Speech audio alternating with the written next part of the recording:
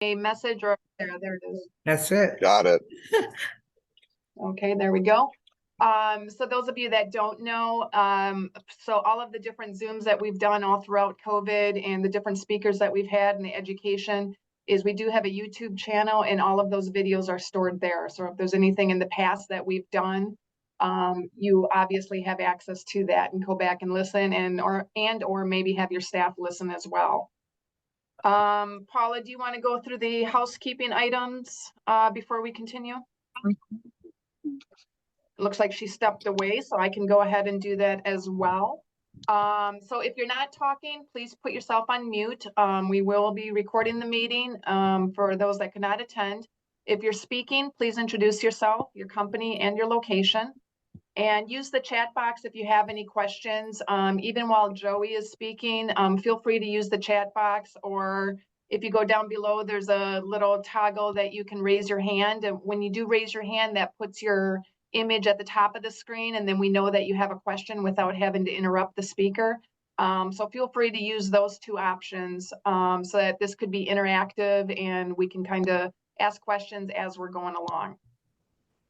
So at this time, it is my pleasure to introduce today's speaker and my friend Joey Allen, who is the CEO of Limo Command and also the CEO of King's Worldwide Transportation in Oklahoma City.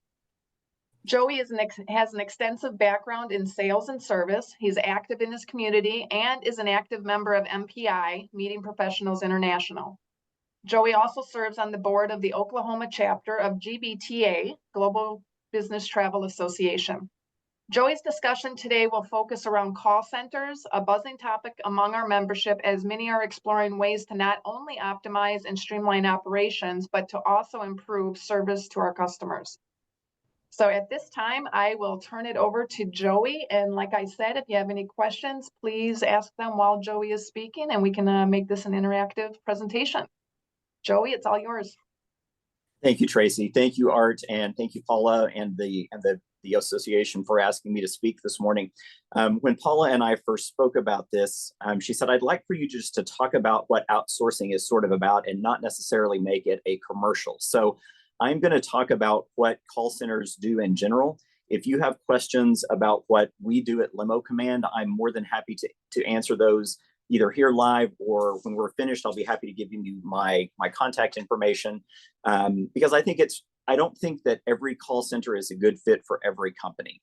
And I think you have to find a company, a call center, if you're going to use one that really works for what you're trying to accomplish in your business. So I'm going to give you just a very brief introduction. I used to say the Reader's Digest version of an introduction. And I find now that if you're 20 plus years younger than me, nobody knows what the Reader's Digest version of something is anymore. So I kind of stumbled and fell into the limousine industry about 20 years ago. My best friend and now former business partner bought a small limousine company here in Oklahoma City. And we were both working for a healthcare related company at the time. And he called me and he said, hey, I bought a limousine company. And I thought, frankly, that he'd lost his mind because my only real knowledge of a limousine company at the time was just party work on Friday and Saturday night. And that just didn't really appeal too much to me. But he said, no, it's a really interesting industry. And so fast forward a couple of years, and he said, I really think you should come work with me. He said, this is really interesting. And anyway, long story longer, we went back and forth, and I came to work with him here in Oklahoma City at King's. And over the last now 18 years, we've grown the business here. We've expanded into other things. And 8 or 9 years ago now, we're a small operator. I mean, we're in Oklahoma City. We run 20 vehicles here. And we run a wide variety of vehicles because we're a small market. And so I have everything from sedans to motor coaches. And so, the phones are ringing 24 hours a day, 7 days a week. And we were killing ourselves between the three of us that were managers trying to answer phones at 2 o'clock in the afternoon and 2 o'clock in the morning. And obviously then affiliate calls were more prolific than they are today, but they do still happen. There were updates, there were connecting chauffeurs and passengers, all of the things that we all know about. And at the time, we just couldn't find a service that really fit our need. And so with the help of our friends at LMC, we found and purchased a teeny tiny call center from Derek Maxwell. Many of you know Derek. He's been around the industry for a long, long time. He's not as involved now as he has been at times past, but he said to us, I can see that there's a huge need for this and I just don't have the time to grow it. Maybe you guys can be successful with it. And so depending upon, any given day or time over the last 8 years, I would have said that maybe we were or maybe we weren't being successful with it. But we're nonetheless very dedicated to moving forward with the process. And so we've had Limo Command operating with the exception of a couple of months through the first part of COVID since January 1st of 2016. Our processes have changed, the way we deliver services changed, and we continue to change even today. We're really looking strongly today at how we deliver service because we always want to be raising the bar.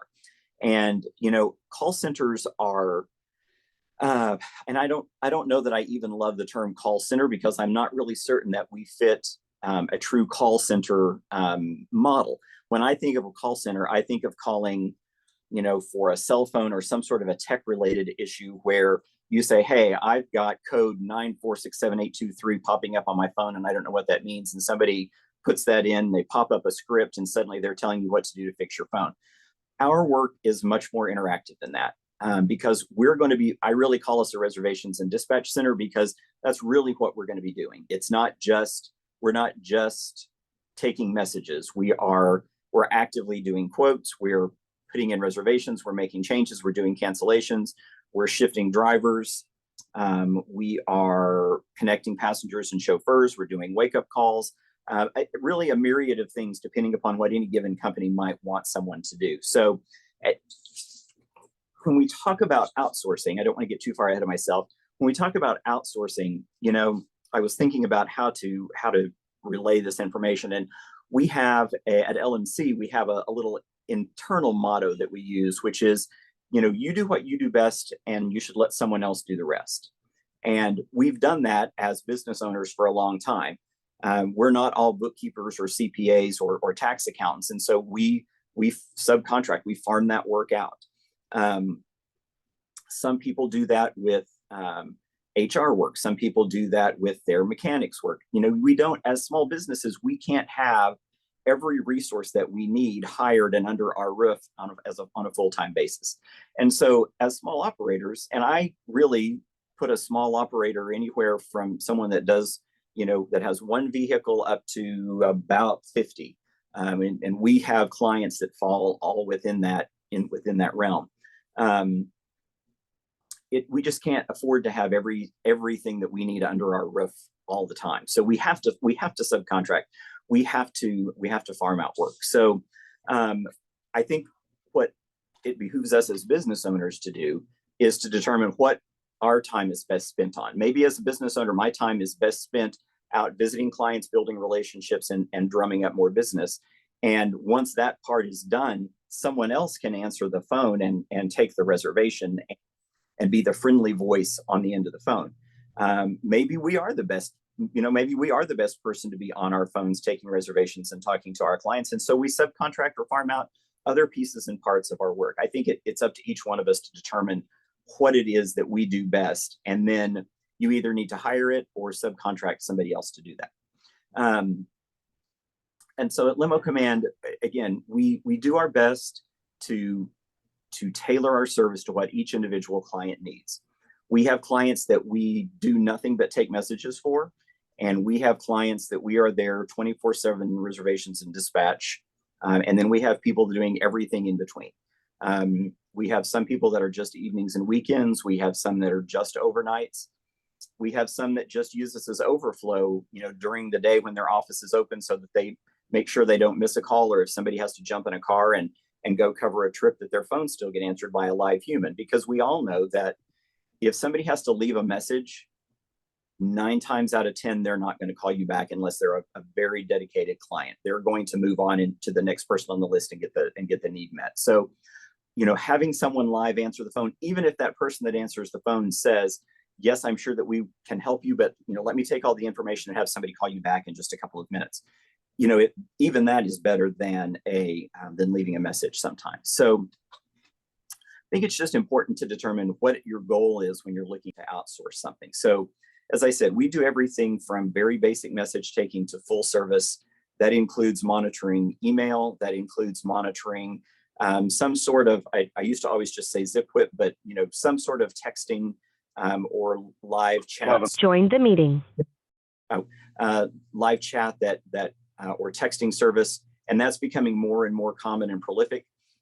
So it's just you need to determine what you want that service to look like. Do you want it to look like somebody who's just working from your office? And some people want that. They want a very seamless service. And so, for example, in our service, we'll either answer as someone from your company, or we will answer from your company and say something like, you've reached the overnight dispatch center. And everybody has different reasons for the way that they want their phones answered, that they want their business handled. And so we try to develop a very specific customer profile for each client so that our agents know all of the information that they need to have at their fingertips, so that it's a very fluid conversation and people are not on the phone for long periods of time while we're trying to get answers for them. So it's a very personalized service. And again, it's truly based on what each individual person wants. And I'm saying, we have to pick what we do best. On the LMC side of our world, we have people that do websites and social media and RFP responses and newsletters and HR related hiring, job descriptions, decision support.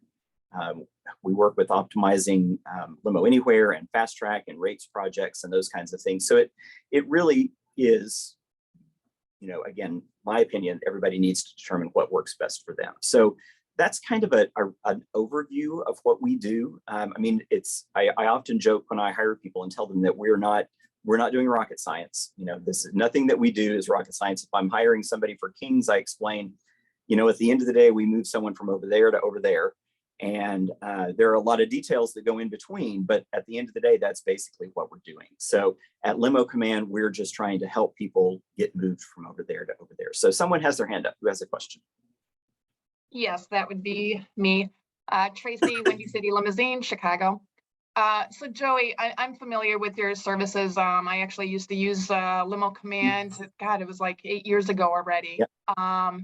So I'm sure a lot has changed in terms of technology and what have you. So how do you manage all of the different systems? I'm looking at the operators that are on the screen right now, and I'm probably seeing 3 or 4 different systems. So you mentioned how you're taking reservations, you're dispatching. I'm assuming you have access to the different systems. And is that correct? Or how do you manage all the different systems? It is correct. So I'll kind of start at the top of a call. We have our phone system is set up in such a way that when a call rings in for any particular client, it identifies who that caller is calling for on the screen so that the agent knows how to answer. And then at the same time, we're obviously working with multiple screens. So we have the call on one screen. On the next screen over, we have a tab for each individual company so that no company's information gets mixed. And so we have a tab that has their reservation software. It might have their email address, their email inbox. It might have some sort of a GPS tracking system. It will usually have a Google Maps screen open as well, because obviously we don't know. That's just, full transparency. One of the downsides of using a call center is that we're not intimately familiar with your area.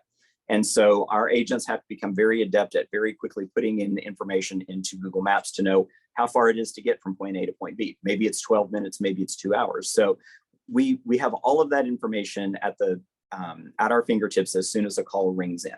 And so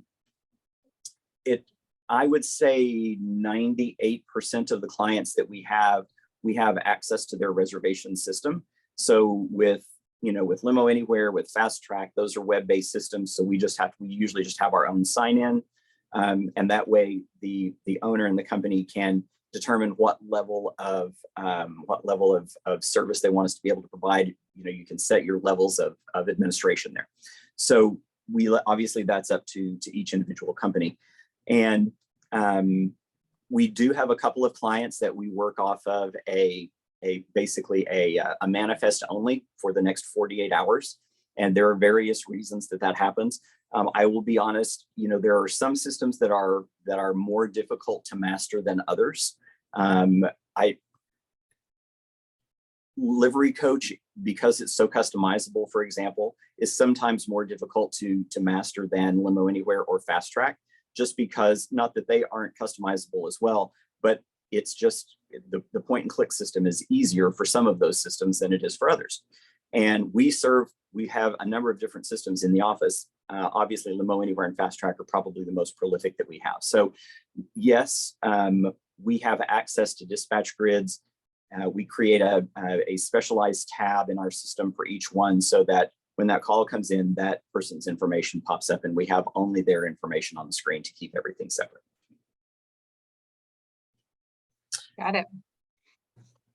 What other questions might anyone have about, and again, I'm happy to talk about, any aspect of subcontracting service to an outside vendor that I could answer. And if I don't see any other hands, as you were speaking, I was just kind of thinking of our membership, and the majority of our membership, a lot of them are, 1 to 4 or 5 car operators. They still spend much of the day driving themselves. How could your services benefit like the 1 car operator that necessarily can't afford? I'm not really sure if you want to go into it on how you charge, if it's a monthly basis, if it's a per call basis, but as far as like the 1 to 3 car operator where he's driving most of the time, how could your services benefit that type of operator? Sure. So it's generally what we do is we charge by the hour. So just think of us as an hourly service, just the way that we that we as operators charge hourly for a trip. We charge the same way for Limo Command for most services. And so, somebody says, hey, I need you to cover my phones from 6 p.m. to 6 a.m. or some variation thereof. So we determine what services you want us to provide for you during that time, and we provide you with a small hourly rate. We're a shared service. So my agent could just be dispatching only for you if that's the rate that you want to pay, but more than likely they're going to be covering for more than one company, multiple companies during the shift.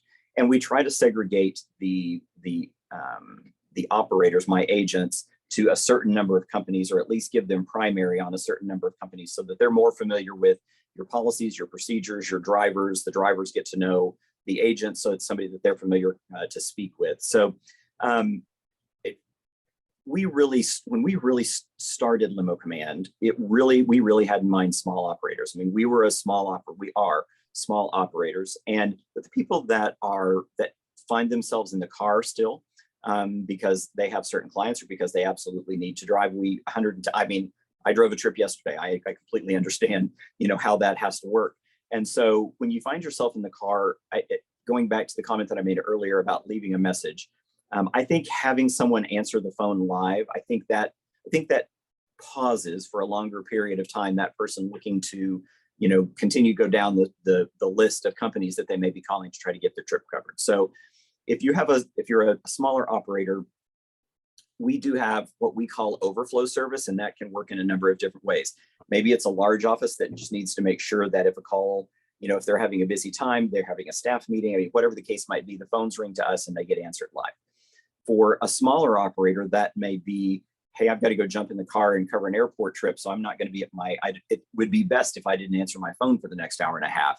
And so during that time, our agents have their information, that client's information available to them, so that if a call happens to come in during that time, they can answer a question, they can connect a chauffeur and a passenger, they can take a reservation. It really depends on what anybody wants us to do.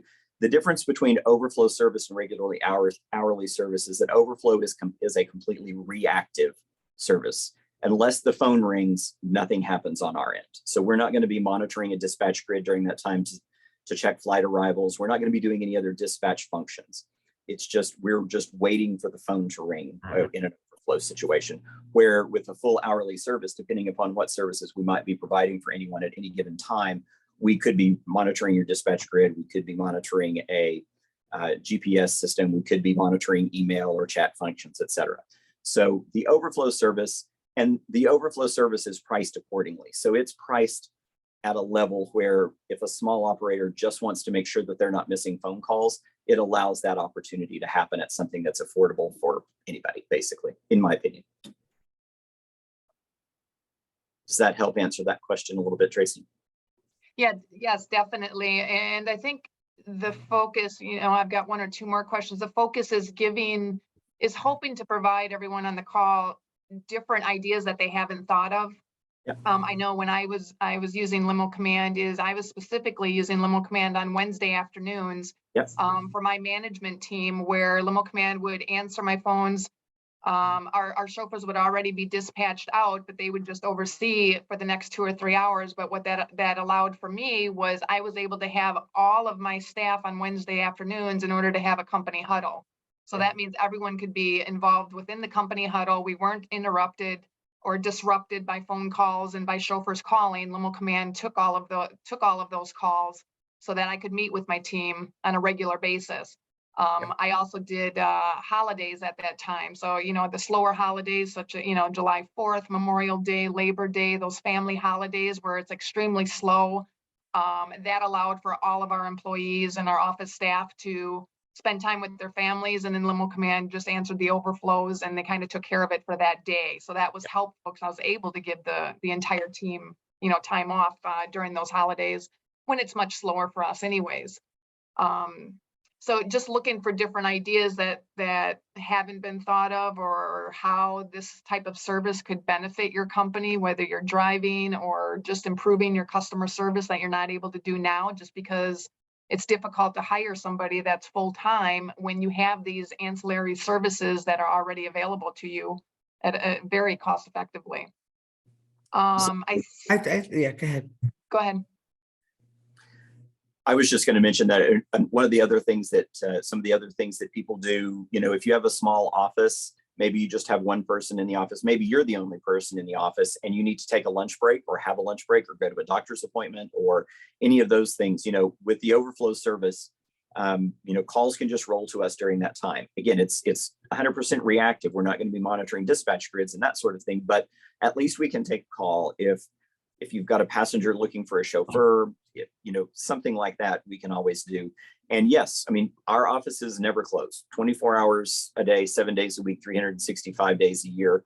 We have staff in the office and we do a lot of holiday coverage. Even for clients, for example, that only use us overnights or something like that, we'll do full daytime coverage on holiday weeks. Mm-hmm. Lynn has a question from VIP Transportation in the chat box. What is the range of cost for the various services? So I'm going to assume that involves more conversation. I'm sure you have a lot of questions for Lynn as far as what she's looking for, so that you can put kind of an a la carte Sure. answer together for her. That is correct. I can say that sort of on the bottom end of the scale, depending upon hours of service for overflow coverage, you would probably be looking at $150 to $200 a week.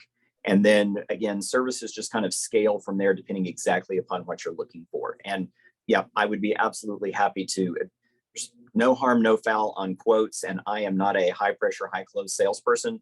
I'd be happy to have a discussion with you, give you pricing. And if it works, fantastic. If not, I'm not going to call you every 15 minutes and ask you why not. I think what's probably good for everyone on the call who hasn't used a call center or even thought about it before is to really make an active list of a day's functions and really drill down and say, okay, this is what I do morning, noon, night, however you want to break it down. Because I think that's where and what your peak hours are, because I think that's a great starting point. You talk to anyone, Joey, or any call center, you really have to have a good sense of what functions do you need the most assistance with? Is it waking up drivers? Is it answering the phone when it's slow? Is it taking reservations and accepting reservations from affiliates or whatever it is? So that to me is probably the most important starting point. Everyone's list is going to look a little bit different. Mine is probably a lot different than other people's. We're using a call center right now, and they actually, believe it or not, help us monitor our classes, because I teach classes for the city. So they're in there actually actively monitoring the Zoom and checking the chat so that I can lecture for 6 hours without being interrupted. So in addition to, center work, Joey, I assume you take on special projects as well. We do, and it sort of depends upon what that project might be. Sure. So, in particular, some of the things that we have done are limo anywhere optimization and limo anywhere rate projects. I will tell you that the most challenging conversation you will have with a call center about any function that they provide will be about providing quotes and giving correct pricing. Absolutely. And if you have your rates in whatever your reservation system is, if you have your rates in the reservation system, I promise you that solves 90% of any problem that you have.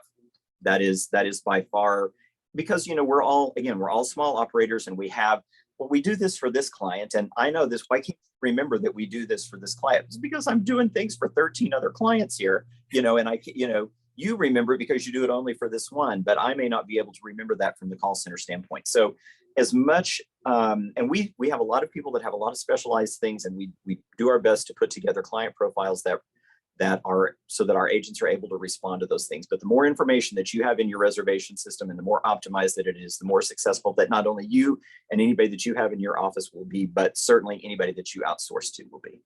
You don't have a crystal ball? You can't read their mind? I was laughing when you said it because it's so true. Yeah. I like to think that I'm I'm not really smart, but I'm reasonably intelligent. And sometimes I look at things and I just go, I have absolutely no idea how you arrived at that number, but okay, that's the number we'll go with. So yeah. I think Mark had a question. Mark, unmute yourself. Yeah. So it's more a comment than a question. It's not really directed to you, Joey, but it's a general thing. And I think as business owners, one thing that you haven't mentioned, it's really, really important if you get involved with outsourcing, and that is security. You're dealing with your clients and their credit cards. You're dealing with your own security as well. So we've outsourced and done this stuff for many, many years, and I've seen all kinds of different things over the years. You have to think about who's watching the call taker. Are they able to write these card numbers down? Who's listening to the recordings? Because everything's recorded. Who has access to this? Security is an issue, and you need to ask about it. Yeah, you're 100% correct. That's an important one. You're 100% correct. And it's fortunately, I think that in the 8+ years that we've been doing this, I can only think of a couple of times where I have had the suspicion that maybe something untoward had gone on. We try very hard to make sure in our office that anytime that anything that gets written down gets shredded, first of all, at the end of the shift. We have the opportunity to do some cross-checking at the end of shifts, and then everything should be shredded. Nobody should be able to walk out of our office with a piece of paper that they have written on during the day. As far as call access goes, we do, the reason I don't know this for sure is because it's changed recently. I think we now keep call recordings for 60 days. And then after that point in time, everything drops off. An agent has access to their own call recordings from the day that on their shift. And then they don't have access to other people's recordings unless they are a manager level. So, we try to put as many fail safes as we can into place. I feel like we've been very fortunate. We do background checks on people and that sort of thing before they go to work for us, just the same way that you would in your office. So, but yes, security is a very important piece. And I think, I just wanted to mention that as a whole. If you're new at this, that's an important one. Plus, I would imagine that when it comes to processing the credit cards, things of that nature, operators really have control of that. So if you don't want the credit cards processed, I know in Limo Anywhere, we can actually shut that function off. I mean, you can take the credit cards, but nobody can actually do any accounting or function. So I guess, along with any security that a call center may have is the fact that we can control some of that. And depending on the application. Yeah, and we don't do billing is a service that kind of is an outlier for us. We have had that conversation with some people. I don't currently do anybody's invoicing 100%. We have some clients that we take deposits for when we take a reservation, but by and large, we don't do any processing at all. The only reason that we touch a credit card is if we are putting in a new reservation for a client that doesn't have a credit card on file, or if we're updating someone's credit card information. In most of the systems at the agent level, you can set a security setting so that they can't even see the full credit card information anyway. So yeah, so that is a security feature as well. As I see we have Vicky that has joined us, and thank you for joining us, Vicky. For those of you that don't know, Vicky comes from the bus industry, and her background is from the bus industry. And knowing from years ago, I'm not familiar with how it is today, but years ago, bus companies, they would shut their phones off Friday, 5 o'clock and not come back to the phones until Monday morning. Has that trend changed throughout the years? And is a service such as Joey's or there's several others out there as well, is that a service that bus companies are now looking into so that they are on call, throughout the weekend? I think, well, first of all, thank you for letting me jump in and join you guys. It's always a pleasure to see you. And I'm really grateful that you let me just kind of drop in and listen to your webinars or meet you in person for coffee sometimes. It's always a pleasure. And I learned so much from listening to these programs. So the limo area was not a big part of what I did when I was at the bus manufacturer. And so I learned a lot just from listening to what you're doing. And I honestly was thinking, I wonder if this is a version of this is available for the busman, for the operators. I do still see that there are after-hour numbers for people at operators that are in case of emergency, a bus is down or you have some emergency, but I don't know what they're doing for if someone calls and wants to book a service. And I actually have one particular client that I work with. I do association management, but I do a lot of work with operators in their marketing. And I know that there's one particular one I work with on the West Coast that does tours. And it's a very lean and mean team that she has going there. Is everybody, I think, is working in the same mode. And even just them taking the calls during the day, they like very personal service. You can't get them at night. You can't get them on the weekends, but they book all their tours. You can't book through a website. They want to literally talk to you and collect your payment online. And I think a service like this would be wonderful for them. I think it is something that the operators probably should use, because nobody just books tours and travel Monday through Friday from 9 to 5. There's a lot of evenings and weekend stuff that goes on. And I think this would be a huge benefit. Yeah, I was thinking too, and I was kind of thinking with the show that we're planning in August and, looking at the different services that we have and the different exhibitors, and knowing that we do have a portion of the agenda that is geared towards bus operators. I'm just thinking, Joy, with your company and other call centers, that I think this would be a great service to start to introduce to the bus industry if it already hasn't been introduced in the last couple of years going through COVID, which I haven't heard that it has been, but I just know that several bus companies, Friday, 5 o'clock, turning off their phone. I know when we're farming out buses across the nation, is we specifically look for bus companies that continue to answer their phone throughout the weekend, because it's necessary. You have to talk to somebody. I think exactly. we have one member so far who has opted for a call center for overnight. That is a bus operator. I think the others are not, which is a very small number of people in our own group. So you might be very right. This could be What we're seeing is, obviously we started in the limousine industry, the limousine side of the world, but just think about the NLA show floor, 10 years ago versus what you saw in March of this year. It used to be that you saw nothing but stretch limousines, and there would be a few sedans and SUVs sprinkled in and no buses. And now it's it's 180 degrees the other direction from that. It's all buses, no stretches, and a couple of sedans and SUVs. So Yeah.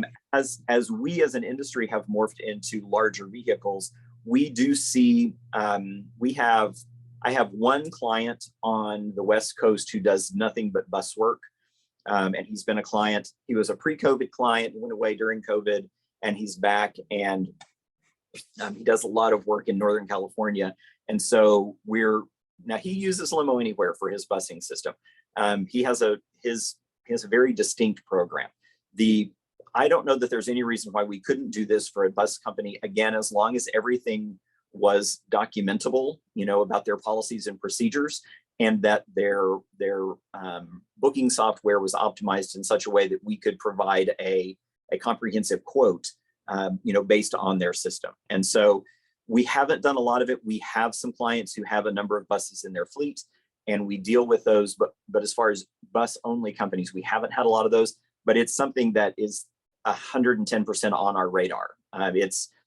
We think that it's going to be a somewhat specialized agent group in our office, because there are nuances to bus work that we don't have to sedan and SUV work, or limousine party work, or something along those lines. So, but it is something that we're very interested in, and with the right clients, I think we could probably start taking it on now.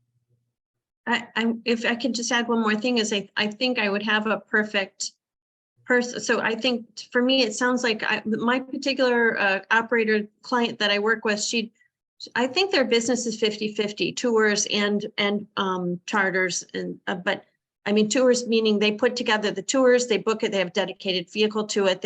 We manage their website with all of their tours, and they sell them all through that and through the promotion that we do. But you have to make your appointment over the phone.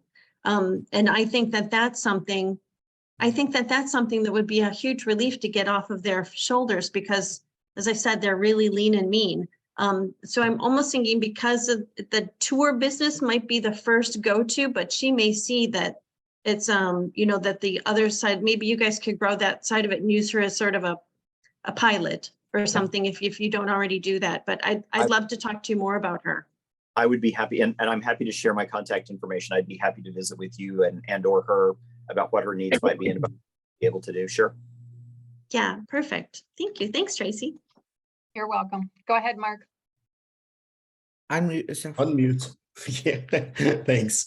I will say that my wife and I have used Limo Command for a couple of years now. Yeah. And we are very happy with them. They're good people. Thank you. Appreciate that. My pleasure. Thank you. Excellent. So if we don't have any more questions, Joey, if you wouldn't mind, we'll share your contact information as well with the entire membership. But if you could put it in the chat, so everybody on the call now could go ahead and copy that and at least have it once we leave each other. Yep, and we'll put it in with the recording when we send out the recording information. I have his card too. So. But I have a couple of comments to make. Go ahead. Well, in this, I mean, utilizing a service like what Joey and Limo Command have to offer, or any other service, whether it be a virtual assistant or a bookkeeper or anything, keep in mind that if you get frustrated with the performance of whoever it is that you're hiring, and Limo Command, I mean, I've referred several people over the years to Limo Command, even though I've not used them. I know Joey and I know his team, and I know that they will represent you well. If for some reason you ever hire a third-party service, whatever it is, and you are unsatisfied with the results, or you get frustrated with the results, the number one cause of those results that you find unfavorable tend to be the lack of clear definition, the lack of clear communication in what your needs and wants are. That you need to be very clear, very precise about what it is that you are trying to achieve from hiring a third-party service. Don't take it out on them. Much like, when we have issues with our own staff, most of the time the issue that comes from our staff is because we did not train them properly. We did not convey the information appropriately. And that's where the failure part is. You need to really most of the time, and I find this even within my own staff, when there's a service failure or something like that, it's usually because I failed to communicate effectively what the expectation was. And I think that's, I mean, that's across anyone you hire, third party, in-house. It's, you need to clearly define what your expectation is and communicate thoroughly in order to get the desired results that you want. Yeah, and I think it mimics pretty much to when you have office staff within your office. It boils down to your training and how often you train and clear communication. And so when you do hire a third party, I think it's even more so just to make sure that they're part of your team, and it should be an extension of your team. Absolutely. Thank you. And Tim, I Yes. appreciate that, because it's, you know, we all hire individuals. We all hire human beings, and human beings are not perfect. The human beings in my office are not perfect either. And when we make a mistake, and we make mistakes, and we own it. And, you know, we obviously do everything that we can to minimize those. But again, I employ human beings, and we all make errors from time to time. So when those happen, we do our, I mean, I'm going to own it. I'm not going to lie to you about it. I wouldn't have been in business this long in a small industry if we didn't do what we said we were going to do. And so I appreciate that. It's just, you know, I think if we're all, and we don't have contracts. We're basically a week-to-week service. And, you know, as I said at the top of my presentation, not every call center, not every reservations and dispatch center is a good match for every client. And so you need to find the one that works best for you. If that happens to be Limo Command, fantastic. If it's one of our competitors, that's fantastic too. Our goal is to make sure that we're serving the operators in the industry. So thank you, Tim. I appreciate that. Mark, you're on mute. Yeah, actually, you know what? I had a comment too. We're not using Joey's service. We're currently using another service. But the benefit of it is really far beyond your imagination. The things that they can do to help you on a day-to-day basis. You know, whether it's dedicated agents in the day, shared agents overnight. I mean, we actually have agents watching our camera system for suspicious activity around their buildings. I mean, their functionality within your organization is it's your whatever your imagination is. In a lot of cases, they can really step in and be an incredibly great partner. That's it. Yeah, and to piggyback off of that, if you're a small operator with a family and you're the one that's answering the phone 24/7, if your kids are going to plays or something like that, you don't want to be darting out of their performance, their recital or something like that because you have to answer the phone.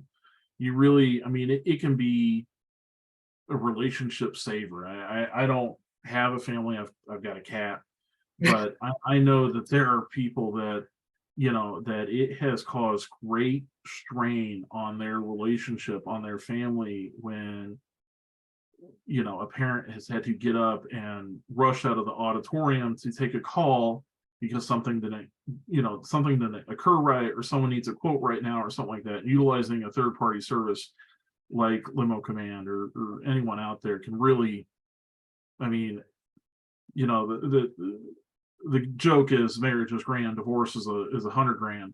I mean, it's one of those things that, you know, you a few dollars you can sit there and save, you know, relationship grief by hiring a third-party service to take those phone calls when you are in those important, those vital family situations, those family moments. Absolutely. Well, and relationship or not, which is a good point, you know, you just your own individual sanity. I mean, you know, we worked hard all day long, and if you're still catching calls at 2 or 3 or 4 or 5 o'clock or 2 and 3 and 4 and 5 o'clock in the morning, you know, because something is changing, or an affiliate's getting a status update, or a booker is changing something last minute, whatever the cost might be, there's some value in having some of that quality of life back. Yep. Makes you I gave that up when I decided to open up a limousine service. Yeah. Yeah, I wish I had talked to you first, but I didn't. Okay. Are there other questions? Of course, if anyone has any other questions, you've got Joey's contact information there. And then, like Paula said, is we will go ahead and send out the recording with his contact information, and you can continue that dialogue with Joey. And also reach out to other operators just to see what they're doing. So I mean, I heard several testimonials on here that people are using call centers. I know quite a few are using Serbians, as everybody wants a Serbian. I think that was Art's line. So yeah, reach out to other operators and just get their experience and what it is that they're doing in order to get that work-life balance back to your operation. Yeah, I think you get a better perspective if you speak with other operators than some of the noise that you're going to see on Facebook, because it's usually riddled with some animosity that has nothing to do with, you know, anything important. So I encourage you all to interact and talk to each other. We take a lot of calls, and the same thing I said earlier about making a list of functions of what you want to do is what I tell all the members when they call us. And I think, Joey, this was a great segue into hopefully getting some of our members to stop getting up at 2 a.m. to answer the phone. I know I like it when I don't get up at 2 a.m. anymore. Yeah, absolutely. So we're going to go into the next part of the agenda, which is to talk about the show that we are putting together August 1st, August 2nd. Joey, you are more than welcome to stay on to learn a little bit about what we're doing in August. Come on, just invite them to the show. Joey, you're more than welcome to come to Chicago August 1st and 2nd to the show. I'm making notes. I'll just say before you move on, thank you again so much for having me on today. It's always nice to talk with people from the industry because I learn things and hopefully something that I shared will maybe prompt a thought on your end to do something different in your business. So thank you, Paula, Art, Tracy, everybody for joining. Thanks very much. I'm going to hang around for a few minutes and gather some information out of the chat. And but you do have my contact information, and just feel free to give me a shout anytime. Thank you. Thank you, Joey. Thank you, Joey. Thank you. Thank you. Appreciate it. So Paula, are you able to do a share screen and show the agenda? This is our second draft of the agenda. It might. Let's see. I think that'd be the easiest, just to kind of go through, just to show what we have so far for the 2-day agenda. The computer will cooperate. I'll do it. Let's see here. Do you mind if I stay on for just a couple minutes to see the agenda, or Oh yeah, do absolutely. that. would Yeah, you rather? definitely. Okay, No, you Okay. can stay for that. No problem. thank you. You have to wait for the slow person to. I'm sorry. No, you can't stay. Okay. Hey, she came and had, we let her stay. We even let her have breakfast the last time. I mean, good Lord. We're great like that. All right. And while Paula is finding that file to do a share screen, I'm hoping to be able to ask everyone that's attending just a few questions on how it's going in Chicago, and if anyone is seeing anything out there, if there's any ticketing that's happening. So while we're kind of going through this agenda, just kind of think about what's happening at the airport, what's going on in Chicago, and if we have anything to share, anything that we should be aware of. We are having regular meetings with O'Hare. I just had some conversations with O'Hare yesterday regarding some issues, and now that the regional buses have moved. And we do have some meetings coming up with RUPO. I've got some dialogue going on there. So if there's anything that you are aware of or would like to share, and just how we're doing in Chicago, I would like to just have a quick conversation about that. Okay, and so we've got the agenda. Can everyone see the screen? Yeah, it's shared. Okay. So like I said, this is just the second draft that we've put together. We've been working on this for a few months. For those of you that don't know, we've hired Sarah Eastwood, who used to be the show producer for the LCT shows, as well as she had a large part to do with BusCon that used to be in Indianapolis. So Sarah, like I said, we did hire her to put together this 2-day event that we're hoping will become an annual event. So right now, what's the word I'm looking for? It's our first show. Yeah, it's our first show, but it seems like the energy from all the different vendors, the sponsors, operators, they're starting to hear about it. We've had a couple blasts go out, and the energy is extremely positive. They want to know more. Vendors want to be part of it. So I think this will be really good. I think being our first show, there'll be a lot that we can learn from it. Going into the future and hosting our second and third show. However, the energy seems very, very positive. So I'm excited about that. So like I said, there's going to be a lot as we're fleshing out these different topics and we're securing our different speakers and the information that they're bringing to the table.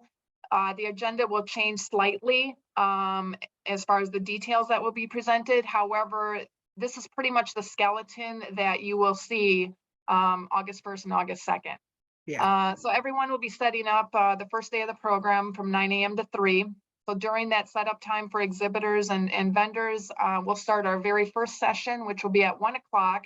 And right now we're calling that the operator boot camp, or it's like a startup and the things that you should be looking at when you're starting up your business. And as we're talking through the content for this session, it's not just a startup business per se, and okay, let's incorporate and how do we hire our first employee. It could be for a 10-car operator, a 20-car operator, and as you reach those different plateaus, even a 50-car operator, and just things that, there's little nuggets that you'll be able to take away from this. So of course, on this one, we're focused on that 1 to 5 car operator and those that are really serious about creating a business that they started, they bought their car, they're driving, 12, 18 hours a day. Maybe they bought their second and third car and they've hired a couple drivers to put into those vehicles, but they're really interested in getting out from behind the wheel and starting to operate as a business. I think most of us on this call, we've all been there. And like Joey said, he was just driving yesterday. We still find ourselves behind the wheel. So setting up your business, the 3 things startups must know. So we'll talk about that a little bit. Money matters. So this is interesting. We're hoping to put this together, but I've been talking to an operator from the East Coast and how through actually, I think she started before COVID, but how she became self-funded. So I'm just going to give a general overview of what I'm hoping she can present. We still have to secure all the details and what have you. But this is where, right now we typically go to a dealer and we have them finance the vehicle. We're paying the interest rate, and then we use the Rule 179 and we get the depreciation.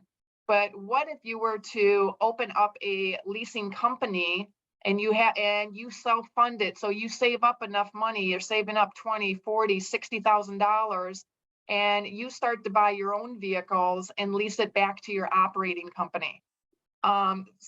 So when you think about that, your leasing company now is able to use that Rule 179 for that depreciation, and now you're leasing it back to your operating company. The leasing company is now making the interest rate versus a finance company that you're not affiliated with. And now your operating company is able to deduct a lease payment, that full expense of a lease payment. So it's kind of like you have the benefits of both worlds, which is really interesting. I would love to work with this operator and put a visual together on how much this really benefits at the end of 3 years when you're able to take advantage of Rules 179 and the leasing expense, and you yourself are collecting the interest rate. I think it'll be absolutely phenomenal and eye-opening for something that we can all work towards. And it's just another way to generate revenue for yourself besides just operating revenue. So really hoping that this comes together. And if it doesn't come together for this show, I am positive that we will be doing a Zoom on it, or I'm sure you'll see it later on throughout the year somewhere. How to recover lost money. So those of you that are familiar, alternative claims management. So this is the insurance company that when you do have an accident, it's not just for the liability, but it's also for the downtime. And Mr. Schreiber will have to help me, the diminutive value, I think it's called. Diminution of value. Yes. Yeah, diminution. And this company they are experts at collecting your downtime and that value that is lost. Windy City hired them probably 6 years ago and wish we would have done it 10 years sooner. It's just absolutely amazing how they recreate the accident and how they go after insurance companies for the money that is owed to you. That normally we just leave on the table because not one of us have the time to go through and recreate the accidents and know how to talk to the insurance companies in order to get them to pay. So it's absolutely amazing, and it costs you nothing. If you don't collect anything, it doesn't cost you. They take a percentage of what they collect. So that should come together as well. So as you can see in just that session alone, just so many different ideas and how to recover lost money. I think anyone can take some nuggets away from there. The next one is the Bus Success Symposium. So we're putting together, is this the one that Tom Holden is on? Yes. Yeah, so this is with Tom Holden, and we're hoping to put together some bus operators. We're talking to some operators out of Wisconsin, as well as Central Illinois, but hoping to have a panel of some sizable bus companies that can share with the technologies that they're using. Tom will talk about audits and insurance issues, and that will be mostly focused around topics for the bus companies. The next one will be, I don't know, those of you that are familiar with Jody from Career Driver.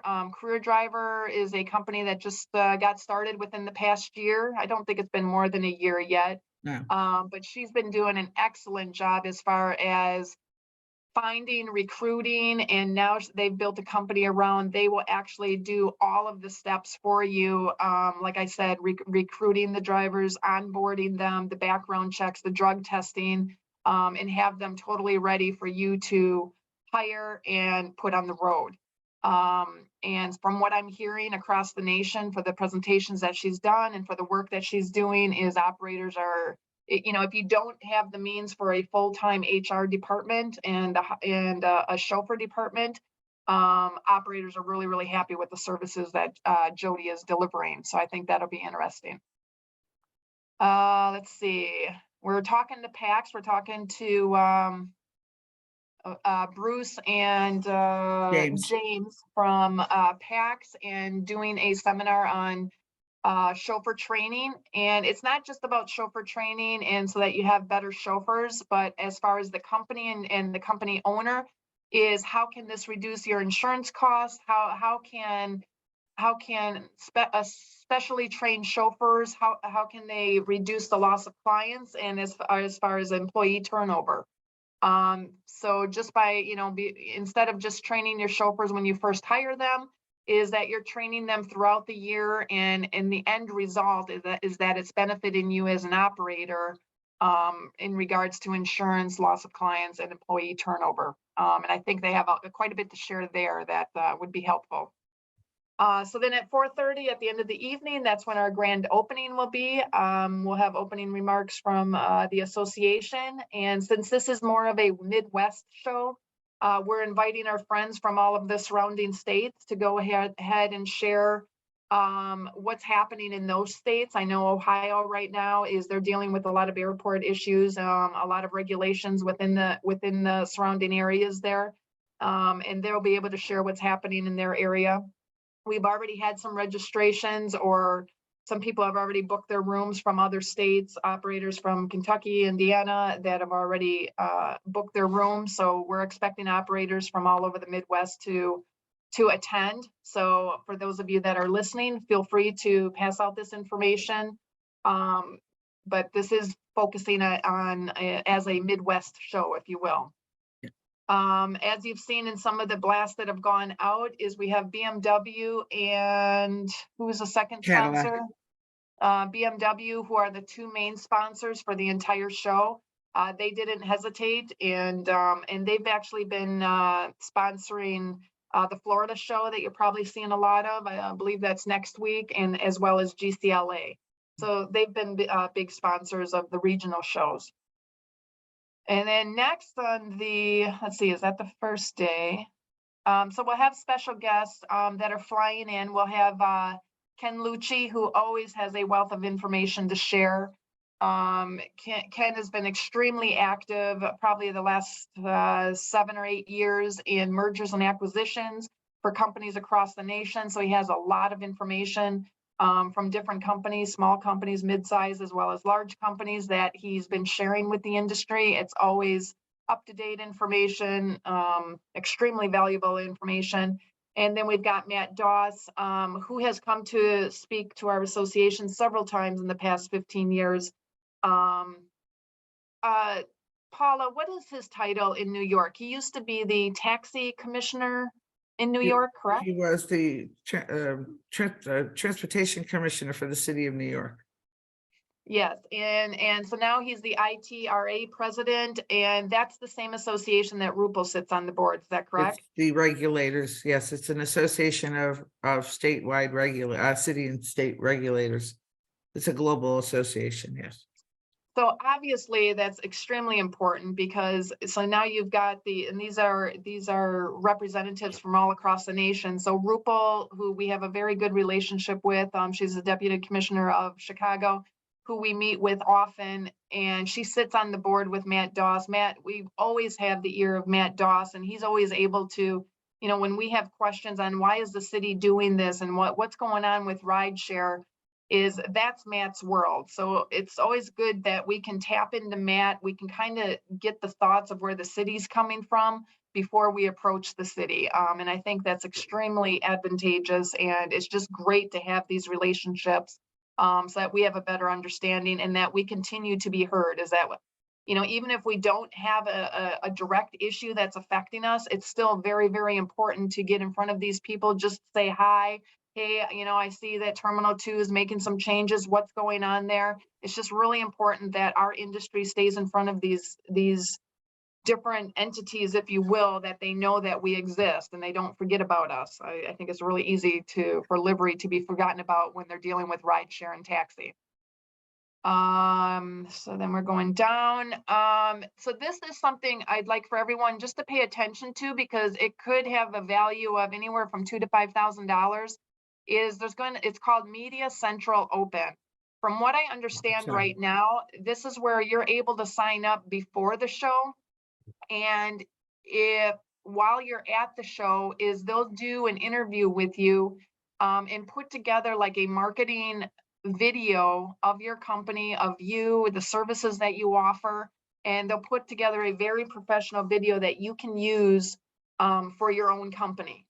So we'll have more information on this very soon. I do believe you need to sign up before the show so that he can put Yes. you in for a slot, and then he'll have some talking points so that you can have your information ready before the show. So when it comes time for him to video and interview you, you'll have a lot of your information already, but you'll walk out of there with a professional video for your company. And if you were to do that on your own, I'm sure all of us are familiar with what it does cost to have somebody come in and with the cameras and the lighting and all of that. So that's a very extremely valuable resource that could be available to you. And then that night we're planning something fun. I think we've got Art Rento Jr. as well as Matt Doss. They both play in a band. I think they'll be able to put something together. I think Rick Versace's coming in from Florida. So I think that'll be fun, and we're currently planning that right now. So day 2 is extremely exciting. We have a lot of different speakers coming in. First, we've got Bill Faith. As most of you know, that Bill has kind of moved on from our industry, and he's heavily involved in the STR space, short-term rentals. So he's going to talk a little bit about diversifying. Yes, you're heavily immersed into the livery industry. However, are there ways for you to take some of that money and invest it somewhere else and diversify and have other means of income? So he'll talk about that. And I do know that there's several operators across the nation that continue to follow Bill, and they're involved in his STR, and they too have different rentals that they've done just by following Bill, and are extremely successful and happy with what they're doing. But it's just very cool that you've got revenue coming in other than your vehicles. So Bill will talk about that. Then we've got Robin Bass, who's coming in. She's going to be talking about DMC and meeting planning. So how to capture those large scale, those citywide events, and what DMCs are looking for when they're hiring transportation providers. I think that'll be great. We've got, those of you that are not familiar, we've got Maurice Brewster from California. He's the founder with his wife Rhonda of Mosaic Global. He was also the founder of the association MLOA, Minority Limousine Operators of America. Gosh, that has to have been about 12 years ago already that he started that association, but they're still going, very successful. But he's going to talk about the recipe and sales for gaining corporate clients. So Maurice has made a name for himself. I know when I visited his offices that, you know, he's got like Facebook, Google, and quite a few large Fortune 500 companies that he's captured. And he was one of the first that I remember in our space that started employee contracts, and how we got into that and actually having the corporation actually buy the vehicles. And then he was managing them. And so I'm sure he'll talk about that as well. But very interesting. Then we'll have a lunch. Remind me, is lunch available on both days? I didn't see it on the first day. No, second, there's a reception in the evening on the first day, cocktail reception with hors d'oeuvre, finger foods, and then on the second day's lunch. Okay, so there'll be a lunch reception on the second day. And again, that's when that Media Central Open is available for their interviews that we had just talked about previously. Then we have a special speaker, Christina Bowery from Washington, D.C. She is going to be joining us, and she will talk about, she's widely known within the industry for her networking skills and everything that she's done to build her company to scale, and her big success story is her networking. And I know that she started a networking group of her own. I think it revolves around women. But she's been extremely well known for her skills of networking, and she bases it around relationship building. It's not just going in for the hard sell and these are my services, but more so for the long term and how to build relationships through or via networking. So I think that'll be very interesting and can apply to every single one of us. And then the last one, this is diversifying your fleet. This is choreo work. I know we've talked about this a little bit in the past. And so I think, it still remains, and some operators are successful. Others, are starting to dabble into it. And then how to break into the NEMT industry, which is extremely lucrative. But how do you get into it? What does it involve? What kind of insurance do you need? What kind of vehicles do you need? But in talking to operators, again, across the nation, those that have finally made it into the NEMT space, extremely happy. And they just say it's just a world of, just another world of transportation that is now open to them. And it's interesting that when we go through our different dips within the industry, that NEMT seems to remain fairly stable. So even going through COVID, that work remained. So that's just something to think about, when you're looking at the different verticals of revenue that you can generate. Is that the end of it? Yes, ma'am. All right, so that makes up the 2 days. So I'm interested if anyone has any comments, if there's specific information that they're looking for. Like I said, we're just diving into the content of each one of these different sessions. So if there's something that you're looking for, now's the time that we can add it to the list and make sure that we have speakers that can talk on that topic. And if you can't think of it today, you can always Anything email that you us think we're too. missing. And this is something that, quite honestly, I wish I had listened to Tom Mazza back in 2007 when I first attended a show. Mm-hmm. But I think it kind of goes along with Bill, the diversification. Something that may be worth considering is bringing on some sort of financial planner or something like that, and how you can, set some money aside, even if it's $50 a week, to, for retirement, so that you actually do have some retirement balance when it comes time for you to, sunset your career in chauffeur transportation. Mm-hmm. I think, Tim, now that you mentioned that, wasn't Tom Mazza's message? I remember operators telling me, like, when you're doing affiliate work, no matter how much, whether it's one ride or, you know, you're doing several rides for them, that when you get their check, that affiliate check, it was either like 10 or 20%, and always set that to the side. So the time that you get that check, take 10 or 20%, put it in an account. Now we're going back 16 years here. So, I mean, you know, that message can drive a car. I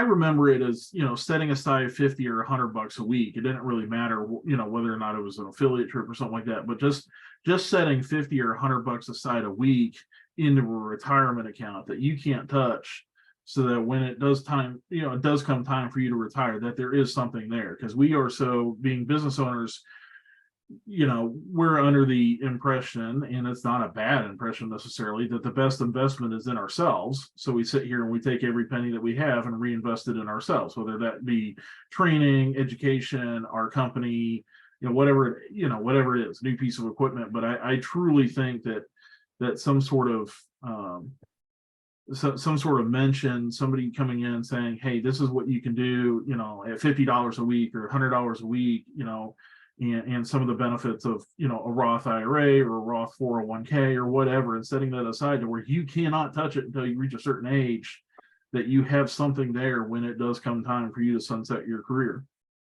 Mm-hmm. Yep. Agree 100%.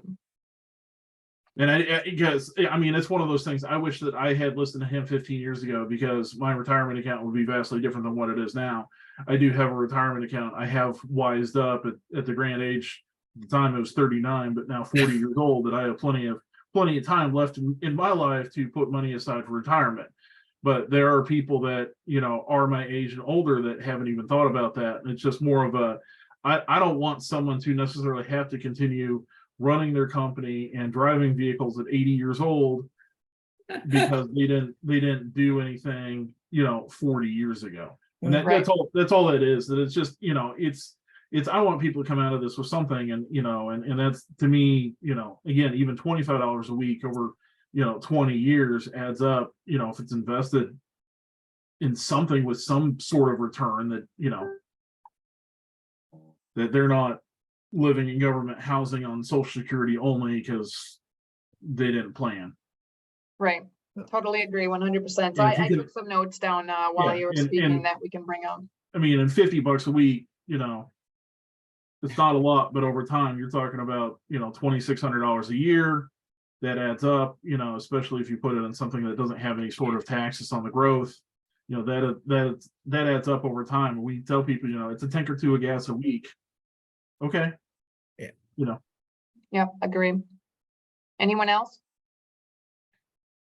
The Hilton, which is connected to the convention center, we don't have a block of rooms there, but the Hilton, that's where a lot of the out of town guests will be staying, depending on where you live. So if you're looking to get a room for the night, so you're there for the next morning, the Hilton is the main hotel.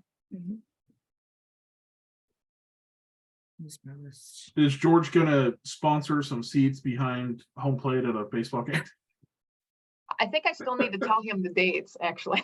Yeah, you have to tell him the dates. I don't know how we can do that without him. Right? All right. Yeah. Well, Okay, if there aren't any questions, we have a few operators on here. I'm just curious, as I see we've got Travis, Jim, Mark's still here. I'm just curious, with the city adding on 3,000 more livery plates, what are your thoughts on that? I mean, do you feel like livery is exploding, that all of a sudden we need more plates? I was actually really surprised the other day. I just noticed a new plate number, and I was like, wow, they really have expanded it. For me, where we're hurting is sedans. I have a lot of guys who are all driving SUVs, and our passengers are older people, doctor visits and all the around town stuff. They're looking for sedans. And it's hard to motivate the guys to get into a sedan. Mm-hmm. Yeah. Yeah, because then So- that, from their perspective, is it limits them from work, that all of a Mhm. sudden, all of the SUV work is now not available to them. But ironically, some of us are still at 75% one passenger per trip. See, and I So- think that's an education thing that you need to sit down and say, look truly at who you are transporting. How Is many? it one and two people? At which point a sedan is something that is, that would, be sufficient. I run a Chrysler 300. I did an a trip that went 100 miles away or so and came back and averaged 35 miles a gallon. You're not getting that out of any SUV. And so your fuel cost is going to be less. Your insurance cost is typically going to be less because the value of the vehicle is less when it comes to, the physical damage part. Tires are less. Oil changes tend to be Yeah. less because they didn't have, so there's, I think where Mark was going is that, you know what, they are thinking, they're buying one car, so they really only have one choice. Right? Is that where you're I going to? Well, no. Okay. Really it's just, yeah, typically they're buying one vehicle and they would like to get the most out of it, or they're guys and they've got an ego thing going. What I like to point out to them is think about when you want to work.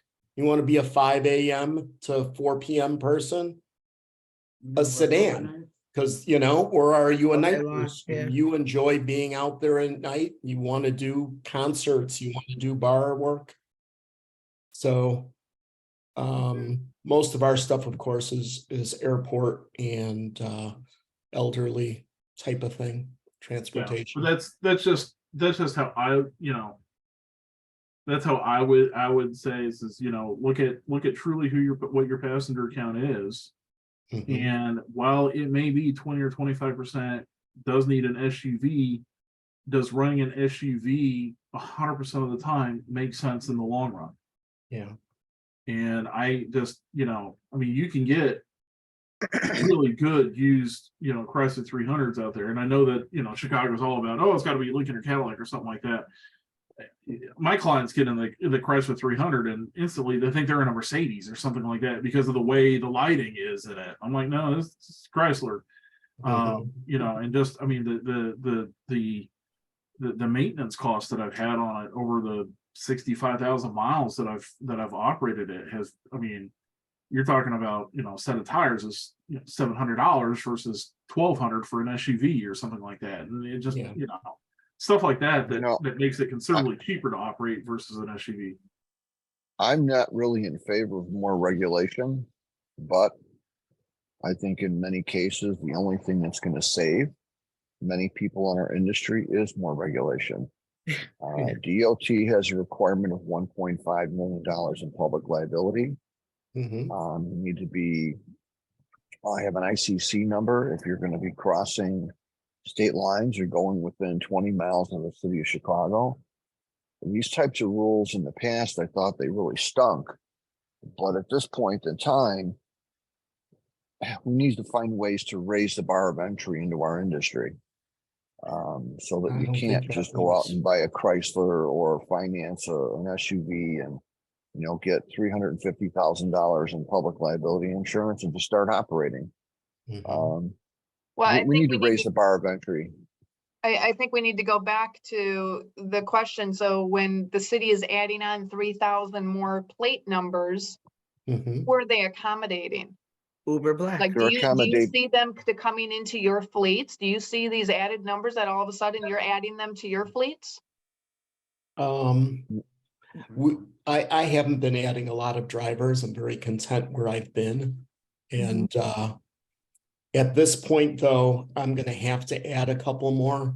And the guys I've been speaking to have new plate numbers. So, I'm seeing the industry changing.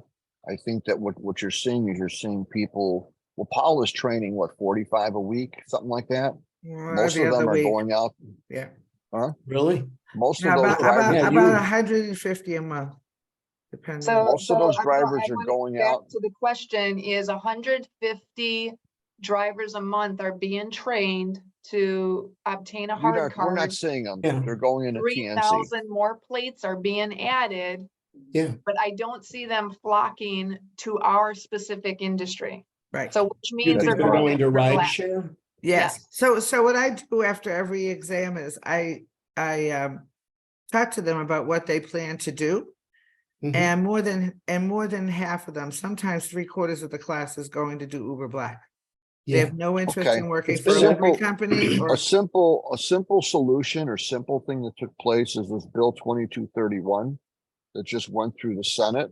It went through the House of Representatives, the Senate, back to the House, and now it's going to the governor for signature.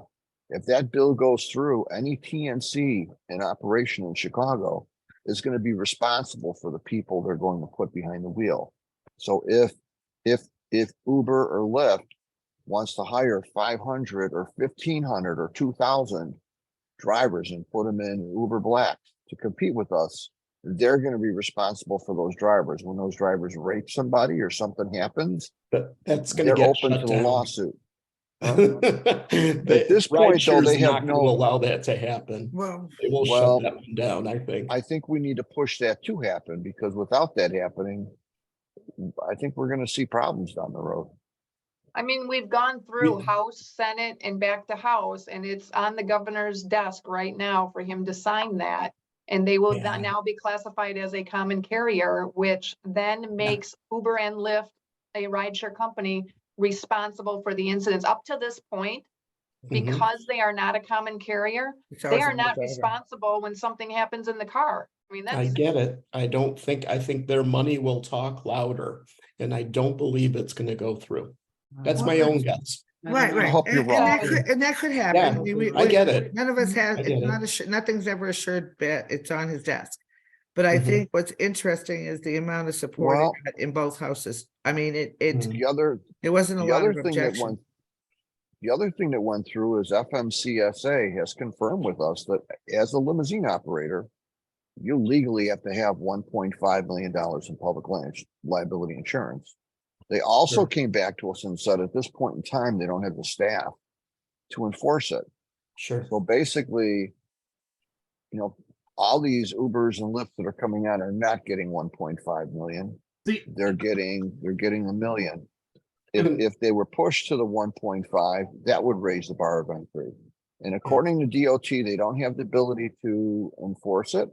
It is the law, but They're they believe that it'll self-insured. be enforced in the And legal that's- system. So if somebody that- gets into an accident, you don't have the right insurance, they sue past your corporation and go after you directly. And for me, that's where my biggest grief is that they sit there and when they decide to do audits, they go after those of us that are on the radar, operating legally, have DOT numbers, motor carrier numbers, have that insurance in place. They're not even trying to search for, the gypsy operator. Correct. Mhm. That's my beef. I mean, it's almost like you're better off just not even trying to be legit because they don't have the manpower to go after you. But if you're on the radar, hey, they know where you are. You're a blip on the radar. They can find you. Mhm. That's my beef. Can I go back to Tracy, your question Yeah. about drivers and going to TNCs and stuff? I believe transparency, the way we deal with them and the rates at which we charge or pay out are directly related to that. And what percentage we're going to get versus Uber and Lyft. I mean, those guys are really taking a big percentage of the ticket right now. And when those guys are aware of it, it bothers them. They would Oh, yeah. rather work with somebody, a local company that treats them fairly, transparently, and pays them well. yeah. We're not I and- seeing that. really believe Right, that. right. No, and I don't think Yeah, they're, we're not seeing that though. huh?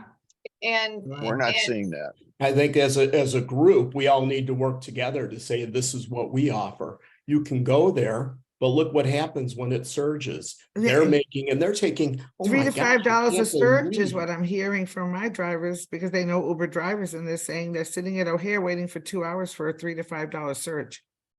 I cannot believe the percentage that Uber is taking on some of the fares. Yeah. started checking. I've been kind of curious. Sure.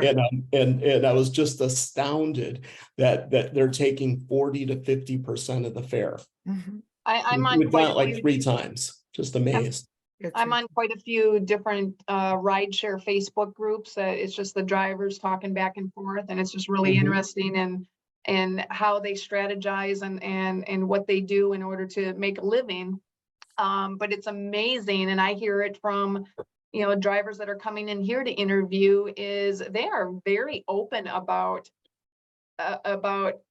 taking Uber's clients. I'm just going to say Uber. I mean Uber, Lyft, or any rideshare company, rideshare. but they are very open about, hey, if you've got the hourly charter, look, you can have it cheaper. When I pull up, cancel the ride, and I'll give it to Oh, you yeah. for this rate. And now Oh, they yeah. start acquiring their own book of business.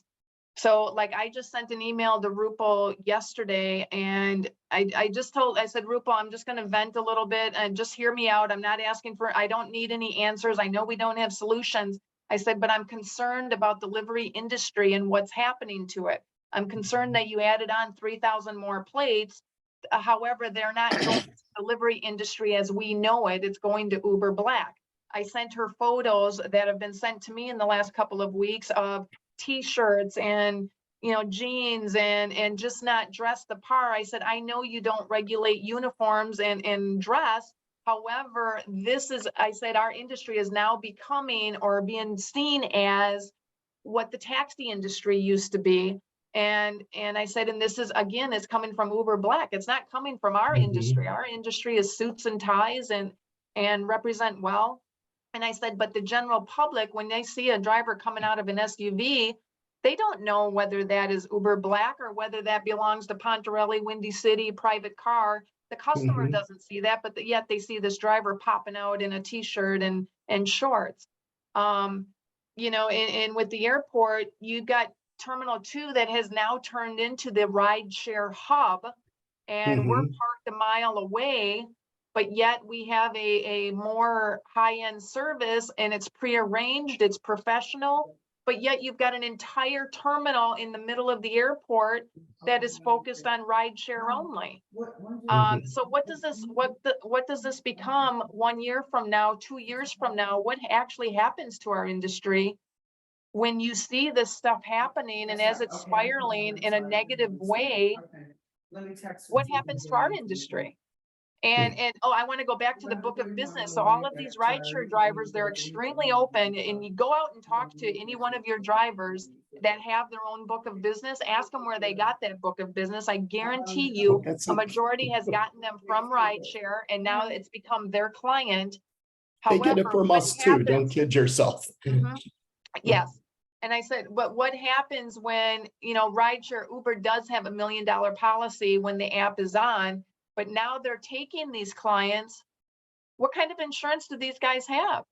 Right. And the passenger doesn't even know about it. And I brought that up to Rupal, and I said, the passenger doesn't know this. I said, they're licensed by the city of Chicago. They're licensed by Secretary of State. The passenger assumes everything is okay. I said, but once they take an Uber client, they are no longer protected under that Uber insurance policy. And you don't know whether this guy has got insurance or not, because nobody's checking him. He's his own person. He can have 3 other guys driving that vehicle. Absolutely. And I said, it's a big Tale as old problem. as time. Mhm. It's a very, very big problem. And the city is Seen it. dishing out 3,000 more plates. And I'm telling you, they're not coming to our industry.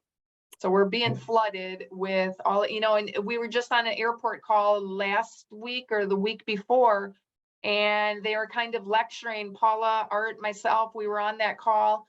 And that was their final call before the regional buses moved over to the car rental facility on June 1st.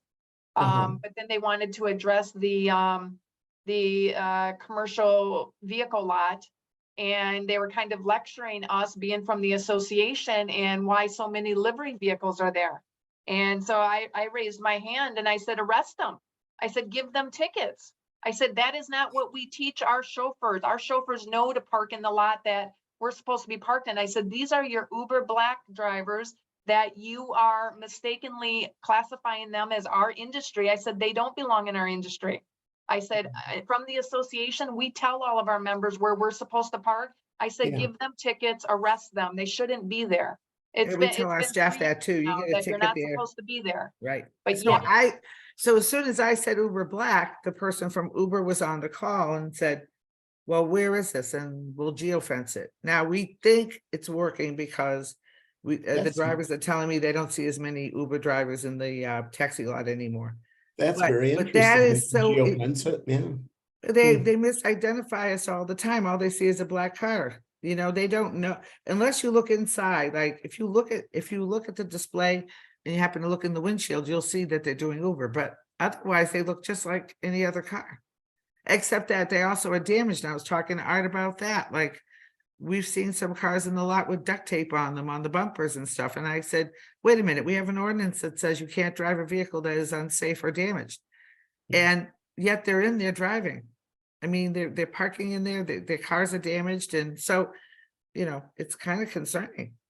Anything could fall off your car while you're driving.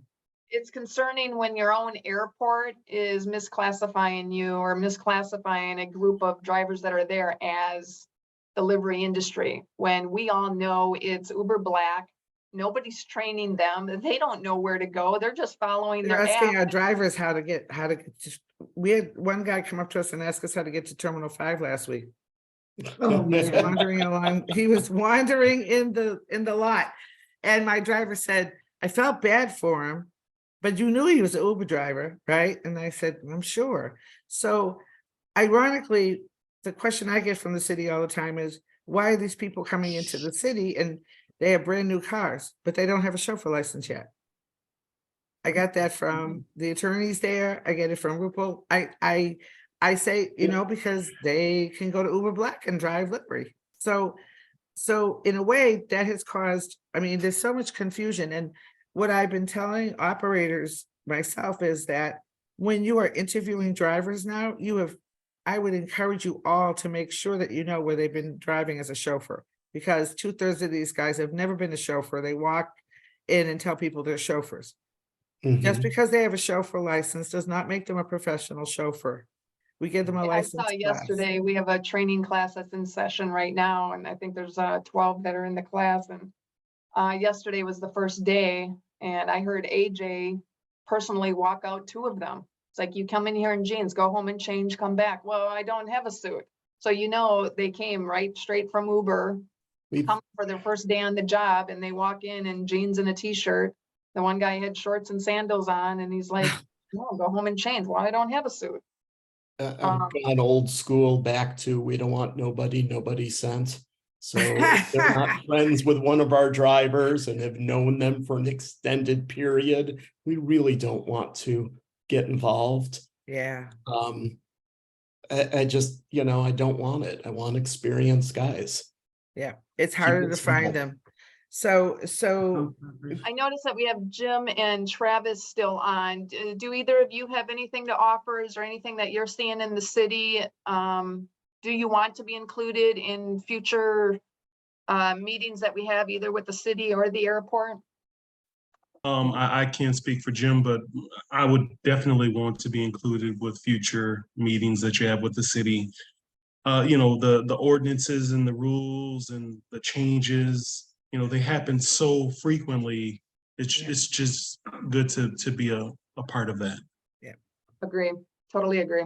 I've been talking to Tracy also about getting more involved with finance.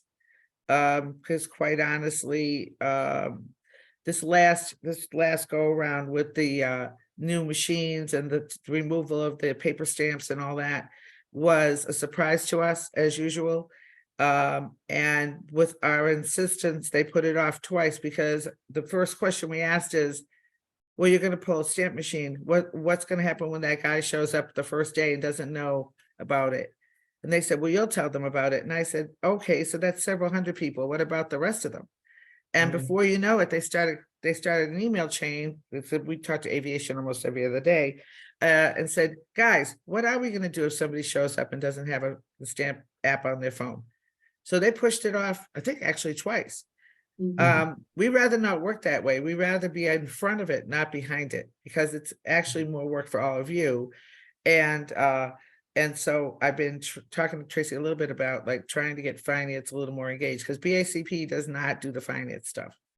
So all of that is really under their purview. So I'm curious if, you know, other people are having problems, because we also have people who are having trouble getting their debts cleared and all this other stuff. So don't know if anybody else And is having the that question issue. I was asking, so on the airport meeting is, you know, they showed, you know, from years past and where we are today, but they show all of the arrivals for taxi, suburban taxi, livery. They even show the number of pickups for buses.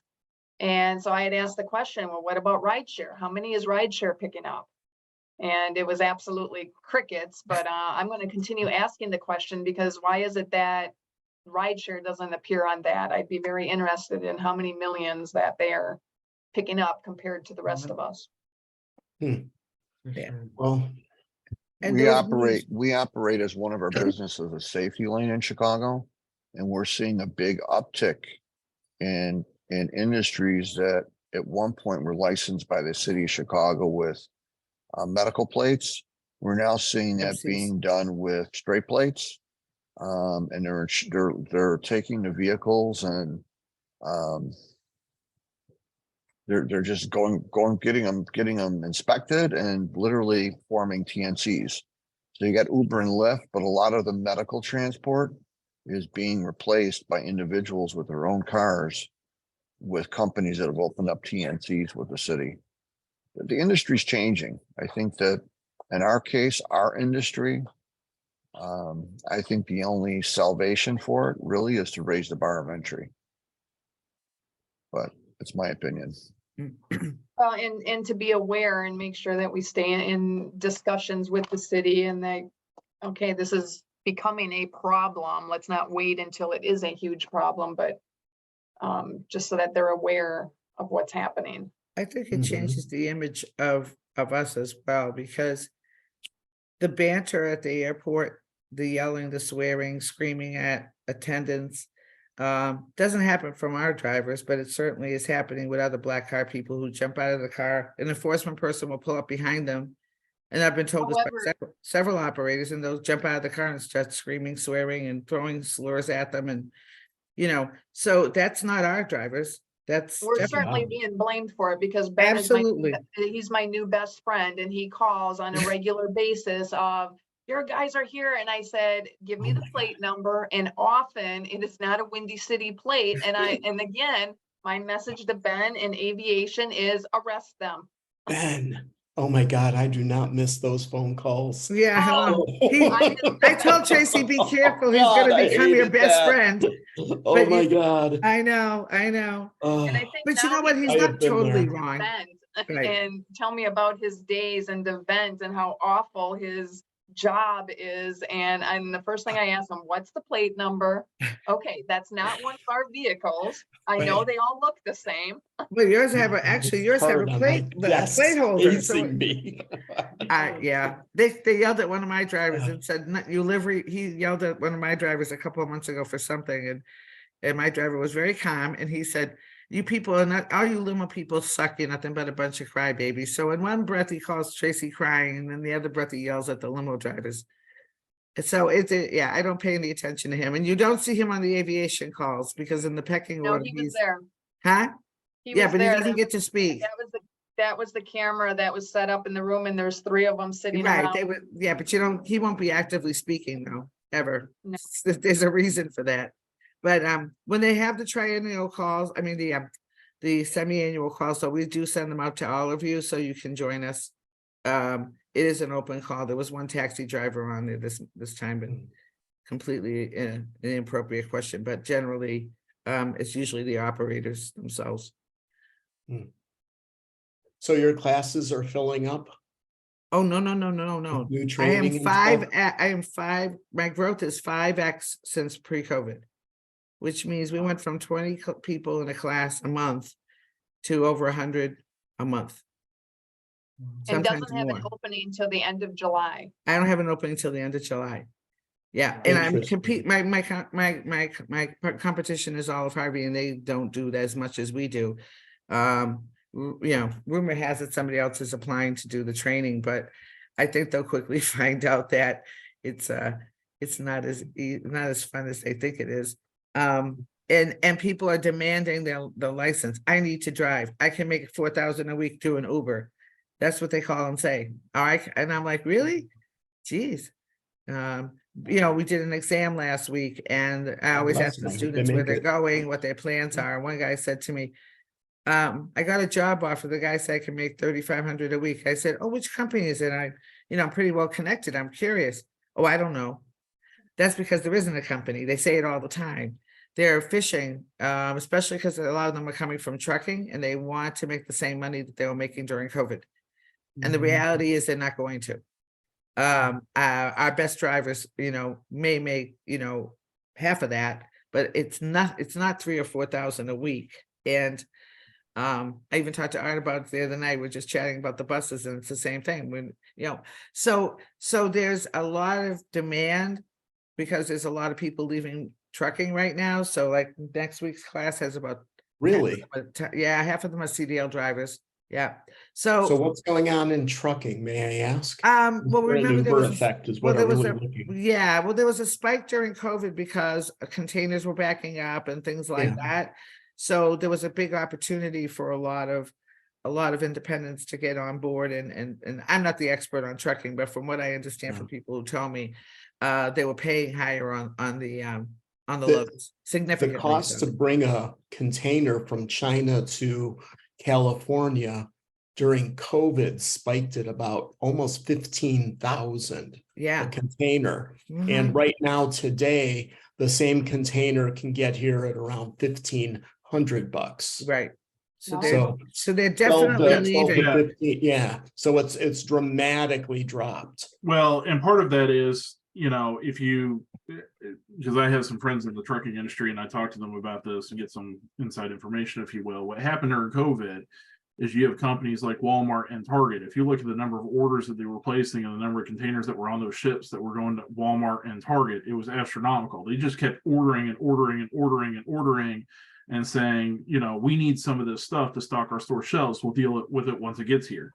Now you go out and there's fields full of these containers of stuff that Walmart and Target has ordered that they have nowhere to put it. They don't have the warehouse space. They're just leaving it on the containers and literally parking it in fields because they have nothing to, they have no space on their shelves they just kept ordering, going, we need something, whatever gets here, we'll put on our shelves. Well, now it's all here and they have no shelf space left. And it's, and it's causing an interesting Christmas. It's caused, in these like Five Below stores or these dollar stores or overstock stores will have some interesting things. I mean, even this last year, Menards had some weird stuff on their shelves that I'm like sitting here going, I can't believe even Menards is selling this. And I know Menards sells everything. I mean, where else can you go get a car battery, jeans, bacon, and lumber? That's true. And a mattress and mattresses. I mean, Menards is a fascinating store, but it's caused, these shipping rates to really drop as well. Now, there are certain areas of the country like Florida where they're having some political strife and whatnot, and food seems to be doing okay, but general freight is not doing well. So they're leaving because they're not making any money. Sure. Can I go back to our industry? We're seeing a spike in big ticket sales, are you guys seeing that as well? You mean like charters and things like that, or bus Charters, work? yeah. Okay. Yeah, we are too. Crazy. Yeah. Well, I mean, Crazy especially stuff. We're during- coming in during- on an FBO car for the entire weekend. Yeah. My daughter's seeing- graduating Right. type of stuff. Yeah. We We're seem starting to to see it yeah, too. quite a bit of that. Yeah, which I mean, that's all good stuff. That's good It news. is very I good stuff. suppose it's just more than airport transfers. It's quite a bit. Those are the SUVs. Right. And that just supports their story. Yeah, I'll tell you, I'm a small company and we're talking about it's June 6th. What I've got on the books for this month, my average ticket price is $364. Last July, it was $207. Beautiful. And it has nothing to do with an increase in rate. As a matter of fact, because of some rate restructuring, a lot of my clients actually saw like a $2 rate decrease because I figured things out better. Do you use the limo anywhere? I use the lead quote close, and I quite honestly, I have contacts regularly with Mike Blackburn because I set it up in such a way that it broke their system. Leave it to you. Yeah. They're like, nobody does it this way. And I'm like, congratulations, you now met nobody. Paula, do you use it? I don't use lead quote close yet, but quite a That few would be people my in our lab statement. group with Bill use it. Actually, I'm probably the last one that doesn't use it. No, we don't. We don't. I'll be honest. And I with don't you. up our pricing, for a big concert. I mean, we have a fee to go to an event like that, but we don't change it based on the events, et cetera. Well, I was just mentioning to Tracy over the weekend that we no longer, still get requests for point-to-point concerts. We no Mhm. longer do them. It's Yeah. just because it's become unmanageable, and even though we have contractors, having them sit there for 4 hours unpaid is just completely ridiculous. And half the time, like, could you imagine doing Taylor Swift and only doing a pick and a drop last weekend? Impossible. So, We did a few, and you know what? Drivers were very satisfied with what we charged. yeah. And we told, yeah. So I just look at the overall, I look at the overall cost of doing business and the waiting time and the Yeah. issues around picking them up and dropping them off. I mean, we don't do Ravinia that way or anything. We don't even tell the client it's an hourly. We give them a flat rate. We're taking you and we'll pick you up. And we don't, we We aren't getting minimized our Ravinia. dialogue, huh? I have a feeling it must be mispriced on Ravinia. We're not getting any calls. Yeah, for we get a Ravinia. few, but so We should evaluate it, I suppose. So Mark, I rolled out lead quote close March 1st. And before, the number of bookings that I would get from Limo Anywhere was maybe 1 or 2 a month, just with their reservation system. Most people, would call in and I just do it over the phone. But doing the rates within Limo Anywhere the way that I wanted it done was it was an issue. And I have all my rates, just for sedan and SUV going to and from the airport, I had 200 zip codes. They were all airport to zip code. And going from airport to zip code, 200 zip codes, I had, if I wanted to adjust my rates, I had to adjust 800 data points.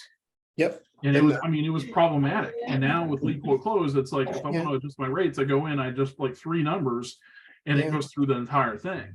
So the first month that I had it rolled out, I booked $3,600 through the lead quote close. That was March. April was $4,600. Last month, it was just short of $12,000. This month within, I haven't even looked at it quite yet today, but this month within the first 3 days, it was over $3,000. Excellent. And That's it's just going up and up and up. And I'm convinced that with the way Google works and its algorithms, and having the Google Analytics go through multiple pages, Mhm. It sees that It's a real the number issue. of visitors that I see going to my website is increasing every month. The Mhm. number of time that people are spending on the website is increased. All that makes Google happy. And I'm convinced that Google is now lifting my ranking as far as organic SEO goes. Yes. And I'm getting more traffic to my website as a result because of the analytics that they're seeing with who's going where on my website. The number of That's calls, really nice. I'm glad for you. the That's number awesome. of calls that I've Good received story. is next to nothing. yeah. I mean, it's just because people are going to the website. The first thing that you get when you call my number is your lowest price is going to be found, is going to be available online by filling out this form. And it's because I do the same thing. I'm going to ask them the same information that form's going to do, and then I'm going to tack on an admin fee for talking to them on the phone. Oh, you shouldn't do that. Does anyone see any ticketing? My time is money, man. Does anyone see any ticketing or anything happening in Chicago? Are your chauffeurs complaining about being ticketed for any reason? No. And I'm No. not hearing it either, and that's why I was just asking. It just seems really, really quiet that, I know we have the whole security bus thing. We don't hear anything about that whatsoever. Mhm. I've I'm got not. a couple suburban plated guys only, and they won't go near the city. Mhm. They So probably shouldn't. we've never, Yeah, really no, I'm an not issue. hearing anything either. It's just been very, very quiet. So just wondering if everybody else is feeling the same, which is a good Mhm. thing. I think the only time you're gonna hear anything is if somebody's down on Oak Street and they call the police and say it's noisy and that's it. Otherwise, we're not hearing anything. Hmm. Yeah, No, that's a good thing. yeah, it is a good thing. Hey, we really should wrap this up. We went over Yep. quite a bit. Yeah, I've got work I've to got do. another call I gotta jump on. Does anybody need anything else before we wrap it up? Some sedan drivers.